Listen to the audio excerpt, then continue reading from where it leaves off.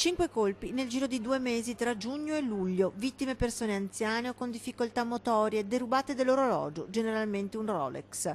Ora gli inquirenti della squadra mobile hanno individuato i componenti di quella che a tutti gli effetti è una banda di rumeni che agisce a Vicenza, ma anche in altre province del Veneto e della Lombardia. Siamo riusciti ad isolare diversi furti con destrezza, in un caso una rapina perché c'è stata un'aggressione in danno della vittima, commessi da persone, donne prevalentemente, un uomo, pregiudicate di origine rumena, dedite con serialità a questo tipo di reati. La banda dell'abbraccio, per il suo consolidato modus operandi. Selezionate attentamente le vittime, venivano circuite e distratte con banali pretesti di informazioni stradali, di lavoro o addirittura profferte sessuali e poi in un attimo strette appunto in un abbraccio. E quello è proprio il momento in cui l'orologio viene sfilato, e quindi sicuramente c'è una tecnica che è molto pericolosa, poiché nella gran parte dei casi poi riescono ad andare a segno.